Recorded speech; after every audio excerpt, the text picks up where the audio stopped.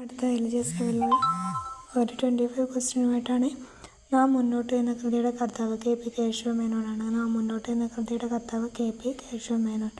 മലയാള സിനിമയുടെ പിതാവായ JC ഡാനിയലിനെ കുറിച്ചുള്ള സെല്ലുലോയിഡ് എന്ന ചിത്രത്തിൻ്റെ സംവിധായകൻ കമൽ. മലയാള സിനിമയുടെ പിതാവായ JC ഡാനിയലിനെ കുറിച്ചുള്ള സെല്ലുലോയിഡ് എന്ന ചിത്രത്തിൻ്റെ സംവിധായകനാണ് കമൽ.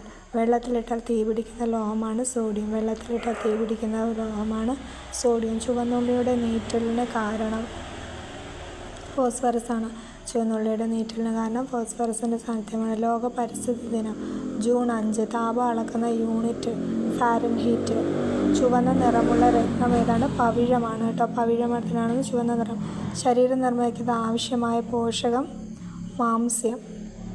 ഇതിൽ ഏത് വസ്തുവാണ് വേഗത്തിൽ വൈദ്യുതി കൊടുത്തുവിടുന്നത്? ലോഹം. ISROയുടെ ഇപ്പോഴത്തെ ചെയർമാൻ V നാരായണനാണ് കേട്ടോ. V നാരായണൻ. ഒരു പദാർത്ഥത്തിൻ്റെ pH മൂല്യം 2 ആണ് എങ്കിൽ ആ പദാർത്ഥത്തിന് ഏത് ഗുണം കാണിക്കുന്നു? ആസിഡിൻ്റെ ഗുണം. ക്ലോണിംഗ് വഴി ആദ്യം ഉണ്ടാക്കിയത് ആടിനെയാണ്.